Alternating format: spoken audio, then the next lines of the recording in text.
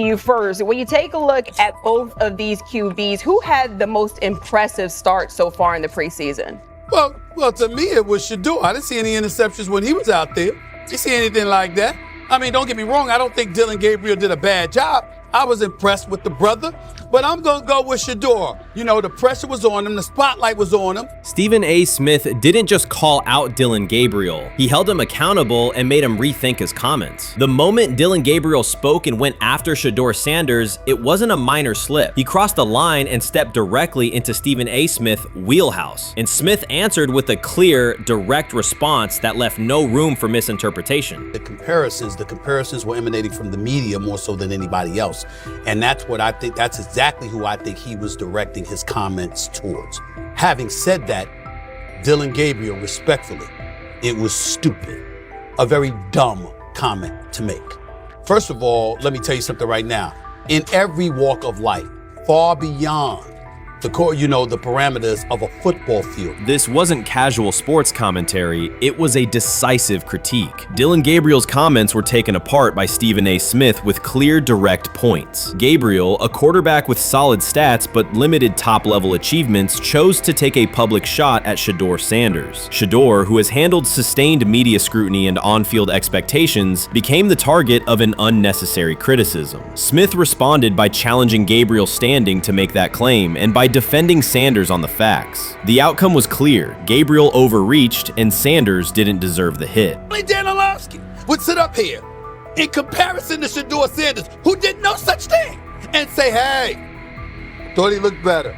I got to give him the edge here. I thought it wasn't bad. A pick six and a fumble, and we can get over fumbles. Have you heard anybody say that? I know it's possible. Have you ever heard anybody say, we get over? Stephen A. Smith responded immediately. As soon as Deion Gabriel made his comments about Shedeur Sanders, Smith delivered a clear, point-by-point critique that drew national attention across the NCAA media cycle. Deion Gabriel has a reputation as a good quarterback, not a dominant one. He can post strong numbers against opponents like Tulsa, but his performance has been inconsistent when the stakes and competition rise to playoff level. Well, those who produce get treated differently than those who don't.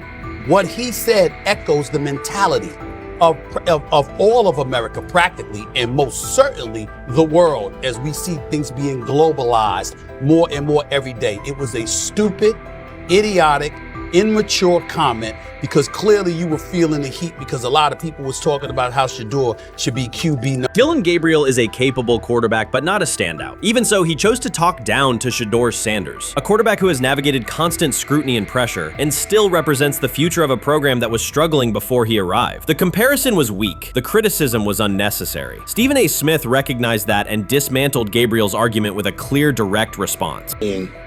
How the Browns react to this, how the locker room reacts to this, how Shedeur reacts to this, because it was a clear shot at Shedeur.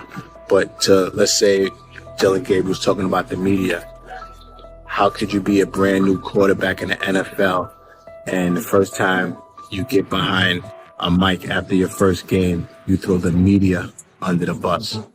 That's arrogance. Stephen A. Smith excels in moments like this. When Deion Gabriel made his remarks about Shedeur Sanders, Smith responded with a focused, direct critique. He questioned Gabriel's standing to make that claim, noting that Gabriel has transferred between programs and has not been a Heisman finalist. Without theatrics, Smith laid out why Gabriel's resume doesn't justify taking public shots at Sanders. Smith's point was clear. Targeting Shedeur Sanders, a quarterback central to his program's future and consistently under intense scrutiny, was misplaced. Gabriel's criticism lacked the substance to support it, and Smith methodically showed why. Content today on his 42nd I want you to be meaner. Birthday. That's number one. Number two, after the game, the Browns head coach Kevin Stefanski said there was a mix-up in the routes and that players were in the area that they shouldn't have been. Look at Stephen A's face. Look at Stephen A's face. Look at Stephen A. Oh my Lord. The strength of Stephen A. Smith's response was that he didn't just address Gabriel's remarks. He challenged the image around him. Dillon Gabriel often presents himself as an overlooked contender ready to surprise. But the reality is that his profile hasn't commanded broad attention. It's a clear reminder that not every opinion carries equal weight. In defending Shedeur Sanders, Stephen A. was direct and precise. Shedeur isn't just a quarterback. He is Deion Sanders' son, which subjects him to scrutiny far beyond anything Gabriel has faced. Even under that pressure, Shedeur has maintained his composure, shown confidence, and delivered in key moments that helped revive a program many had written off. Stupidity, all of it. I thought it was a clear shot at Shedeur due to the fact that his Oregon coach threw a shot at Coach Prime and Shedeur during their meeting at Colorado last year. But you know what? The cream rises to the top. Let's see what happens this week. I see a lot of the media talking about they think it was about the media and not about Shedeur. And I think that's a chess move. For Dillon Gabriel to take shots at Shedeur Sanders was a miscalculation. Stephen A. Smith made the mismatch clear. Gabriel's attempt to shame Sanders was unnecessary and counterproductive. You don't target Deion Sanders' son when Deion has turned Colorado into primetime television. It underscored that Dillon Gabriel has often played with a chip on his shoulder because the spotlight hasn't followed him. He has been around long enough to compile numbers but not to earn broad respect. That's why going after Shedeur was misguided. Sanders, despite ups and downs, drives headlines. Gabriel's most notable headlines have been his transfers. Stephen A. Smith pressed that point without hesitation, challenging Gabriel's standing and leaving his argument looking like a forced throw that turns into a pick six. You know what? Still needs to thank me a little bit more for that restaurant I treated him and his family to, because it was big time, and stop embarrassing me by going places and trying to use coupons. That's how pathetic he is. The point is that a pick six and a fumble is usually considered a bad day. Stephen A. Smith didn't need to raise his voice to make the point. He presented Dillon Gabriel as a player whose talk outpaces his resume and defended Shedeur Sanders with clear comparisons. That's why he called Gabriel out so directly. The comparison wasn't just unfair, it was forced. Now look at Gabriel's record. The numbers are solid and he can win against average defenses, but the resume lacks defining markers. There's no sustained Heisman contention, no late season surge that reshaped the national picture, and no postseason moment that cements a legacy. The track record reflects steady production, not top-tier impact. That's the gap Smith underscored. Gabriel's criticism of Shedeur Sanders wasn't supported by what he has accomplished, while Sanders continues to carry a program under constant scrutiny. Let's see some of them step up and make some plays out there. Ain't no way. Gabriel Ain't no way. He's not built like that. No way. And this one is picked off and going back the other way. Oh my God, why did he stop playing? Now it's a foot race. And that is that. They told me bust out my AP, perfect timing. H-shot, we about to get legendary. Shedeur start the next game, baby. Shout out Dillon though, you know what I'm saying? Bro, I love you, my heart. What am I bigger than cheese, bro? You know what I'm saying? But Shedeur got it. Shedeur Sanders is a national brand who draws viewers for both performance and result. Dillon Gabriel's attempt to diminish him read as resentment. And Stephen A. Smith called out the insecurity and lack of awareness directly. Colorado under Deion Sanders is prime time, and Shedeur sits at the center of that spotlight. If Gabriel expected the sports world to agree while he took a shot at Shedeur, he misread the moment. Smith dismantled the argument and questioned the credibility behind it. Gabriel will move on. He'll keep playing, give interviews, and have fans, but this exchange will trail his media profile as a reminder of a misstep. It's a clear example of a resume that doesn't justify taking public aim at a quarterback carrying that level of scrutiny and responsibility. For the Cleveland Browns preseason game today is that the way that some white folks watched Shedeur Sanders last week is the way that some black folks were watching Dillon Gabriel today. And it's not Dillon Gabriel for Dillon Gabriel's sake. Most folks don't have a problem with Dillon Gabriel. It's what he represents, which is the disrespect of a black person for no other apparent reason than they are a confident black person. Dillon Gabriel thought he was aiming up. Instead, he was placed back among quarterbacks who are good but not great. Stephen A. Smith made the central point. Dillon Gabriel doesn't shape the conversation. Sports are about narrative as much as numbers, and Gabriel's story doesn't move the culture, while Shedeur Sanders does. Smith highlighted that contrast clearly. By the end, Gabriel's credibility had taken a measurable hit. The critique was decisive and sent a broader message to any player considering public shots at Shedeur Sanders. If you step into that debate, you will be held to a higher standard and your resume will be tested. Dillon Gabriel learned that the hard way. I'm about to unleash about Shedeur Sanders. I just watched what happened to Shedeur Sanders in the Cleveland Browns' third and final preseason game. And I'm outraged, I'm sickened, and I'm saddened. By the way, Shedeur continues to be treated in the National Football League now by those sorry-ass Browns and sorry-ass Kevin Stefanski. The Cleveland Browns are once again mishandling a promising quarterback. Skip Bayless criticized the organization for failing to develop Shedeur Sanders and for misusing his skill set. He argued that the team's decisions are undermining Sanders' progress and turning a major investment into a cautionary example. Bayless pointed to inconsistent usage, questionable play calling, and a lack of clear direction as key issues limiting Sanders. He said the Browns need a defined development plan and stronger support if they expect Sanders to succeed. Skip Bayless delivered a direct, critical assessment this week. After seeing Shedeur Sanders in a Browns uniform, he argued that Cleveland is mishandling the quarterback and undermining his development. Bayless said the team's approach shows poor planning and inadequate support around Sanders. He dismissed excuses about strategy and emphasized the need for better coaching, deployment, and protection. In his view, the Browns are setting themselves up for problems before the season begins unless they establish a clear plan for Sanders. Given the team's recent decisions, his reaction is understandable. Cleveland has a history of inconsistent quarterback development. Shedeur Sanders is a premium prospect, the son of a Hall of Famer, a proven college performer, and a widely recognized figure. The organization should prioritize his reps, protection, and a clear development plan, not place him behind Deion Gabriel as if he were a secondary option. But I'm going to answer this question by saying Shedeur Sanders. And I'm going to tell you why. I think he's being set up to fail. That's right, I'm going to say it. Okay. Here we are on national television, right? There's been 11 practices, if I remember correctly. He's been starting against he's been playing against the third unit. He's fourth on the depth chart. And then suddenly you throw him into the start line, and he hasn't had any reps for the first team at all. Think about that. So you just gonna throw him to the wolves like that, huh? I mean, you know, if he had first team snaps in practice. Yet here we are. Cleveland has one of the most publicized prospects and is handling him like a depth piece. The broader issue is the franchise's long record of quarterback instability and inconsistent development. That history colors every move they make. When the Browns draft a quarterback, fans don't anticipate a long-term answer. They brace for another reset. Shedeur Sanders should be treated as a priority, not as an afterthought behind Deion Gabriel. Let's give him a chance. Let's give him a chance with the play calling. You know you have an offensive line that isn't playing that well.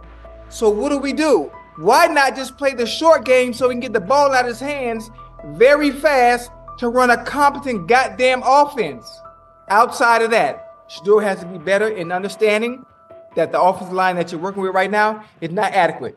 Why not allow the players that are competing for a job, in this instance, Shedeur Sanders, to finish off the 2-minute drill? When Browns fans see another quarterback selected, they brace for another setback. The franchise's recent history, from Johnny Manziel's failed stint to the rocky handling of Baker Mayfield, reflects inconsistent development and short-term decision-making. Against that backdrop, Skip Bayless's reaction to Shedeur Sanders on Cleveland's roster was blunt. He argued the team is already mishandling a premium prospect by treating him as a secondary option instead of a centerpiece for the future. Bayless's position is straightforward. Sanders is not just a name, he brings proven college production, leadership traits, and significant visibility that can strengthen both the offense and the organization's broader profile. Burying him on the depth chart behind Deion Gabriel signals a lack of a clear development plan and wastes early momentum. Instead, Bayless contends, Cleveland should establish a defined pathway. First-team practice reps, protection and personnel tailored to his strengths, deliberate play calling that accelerates processing, and measured in-game opportunities that build confidence and execution.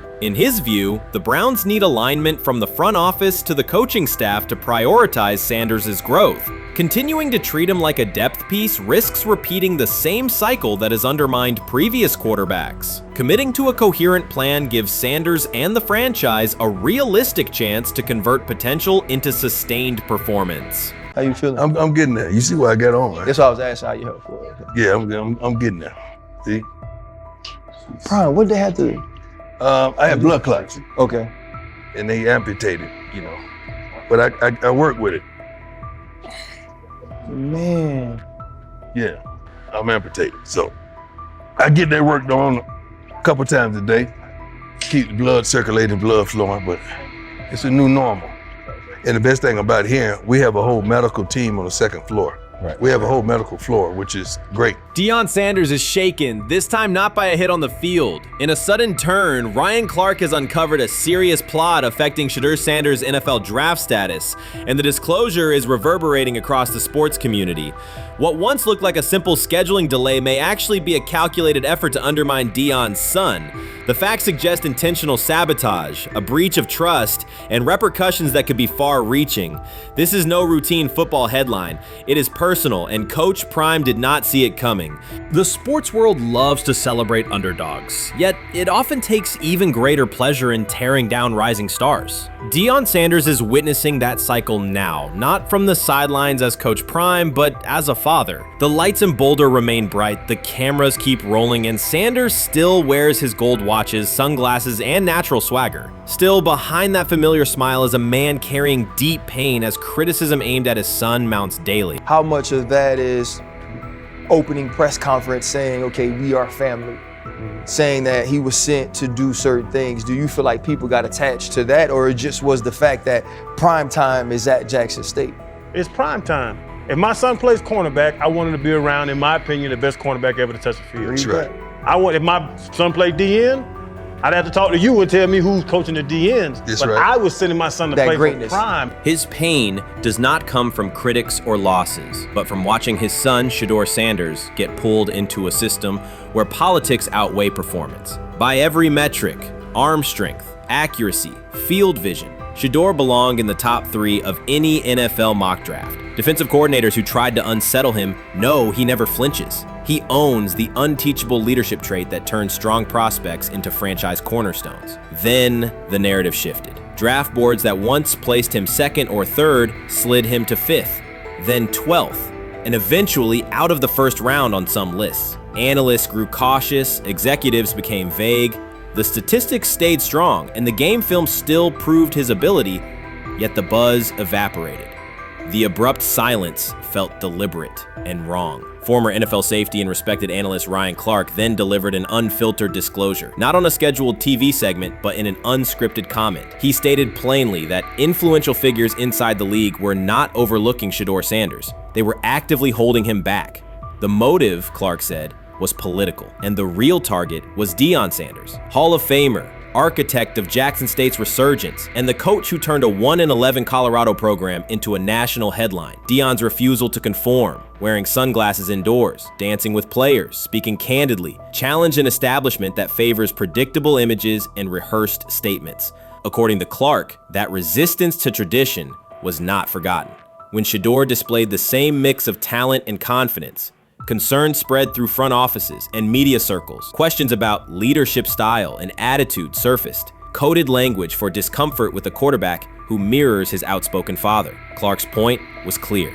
The issue is not Shedeur's performance. If he had posted identical numbers at Ohio State or Alabama, endorsements and media specials would follow. Instead, interest cooled, because the Sanders family embodies a self-made identity the league cannot easily manage. Their visible pride and independent brand challenge a system that prizes control. And that threat, not football ability, is what Clark believes is suppressing Shedeur's draft stock.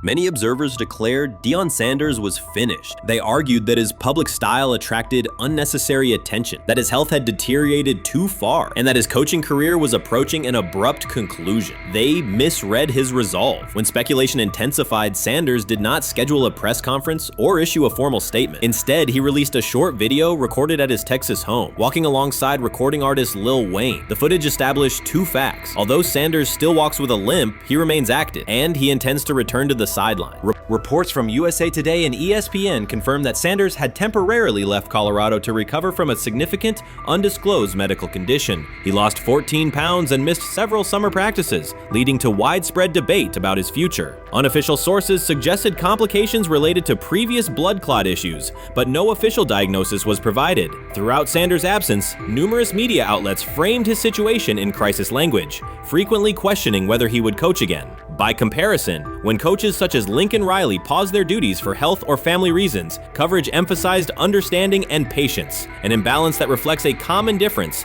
in how high-profile black coaches are treated. Sanders' silence was not a retreat, it was a period of recovery. During rehabilitation, he relied on family, faith, and trusted colleagues, yet stayed connected to his program through brief online updates. The video with Lil Wayne demonstrated that he retained strong support from influential friends, countering narratives that portrayed him as isolated or on the verge of retirement. The visual evidence showed that his setback is temporary, and that he remains determined to lead Colorado into the forthcoming season. Since accepting the Colorado position, Sanders has dramatically elevated the program's national standing. He first drew national attention to Jackson State and the broader HBCU football landscape, then moved to Boulder and transformed a one-win team into a central storyline in college athletics. His approach, combining hip-hop culture, direct communication, and open expressions of faith, has challenged conventional expectations for head coach behavior. Each step forward has been met with heightened scrutiny. His time at Jackson State was labeled a publicity stunt, his departure for Colorado was framed as abandoning HBCU culture, and his social media presence has been cast as distraction from traditional coaching responsibility.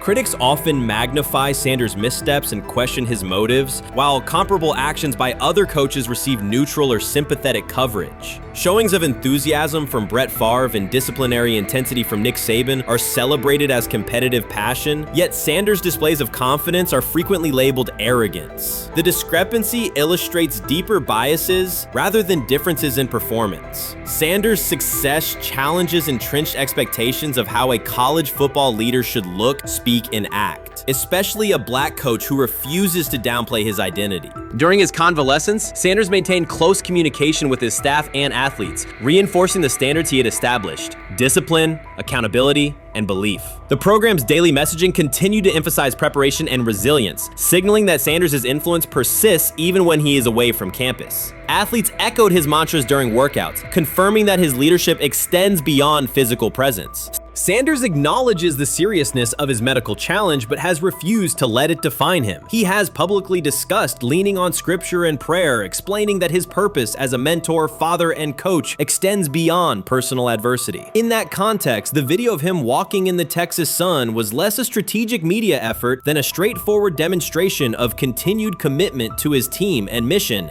Colorado still requires Sanders' vision. Prior to his arrival, attendance was low, national media attention was minimal, and recruiting momentum had stalled. Sanders' leadership brought renewed energy, authentic identity, and higher standards of accountability. Players who previously lacked representation in college football leadership found a coach who shares, affirms, and elevates their cultural background. Sanders supplements conventional coaching priorities, scheme, fundamentals, and execution with empowerment initiatives that cultivate self-confidence and authenticity. As preseason camp approaches, Sanders intends to resume full involvement, even if medical recovery remains ongoing. His presence is expected to restore on-site leadership, stabilize the locker room, and direct media coverage toward on-field progress. For Sanders, the objective extends beyond compiling wins. It includes completing a cultural transformation that expands how success and leadership are defined in modern college football. Those who predict his decline overlook the underlying traits, faith, perseverance, and purpose that have supported Sanders throughout his career. Doubts, rumors, and disproportionate scrutiny have followed him from playing days into coaching, and he has consistently responded with results. His current health setback is another obstacle, not a conclusion. The broader initiative he leads, centered centered on authenticity, opportunity, and high standards continues. When Sanders returns to the sideline, it will mark the next stage of a movement he has guided from Jackson State to Boulder. The recent period of quiet has been strategic rather than passive. Instead of defending himself in daily briefings, Sanders focused on rehabilitation, remote program oversight, and family support. Each brief social media message reinforced a consistent theme: faith and preparation. He has articulated gratitude for medical professionals and has reiterated that his mission at Colorado is unfinished. His public references to scripture have been direct but measured, aligning with his long-standing practice of integrating faith into leadership.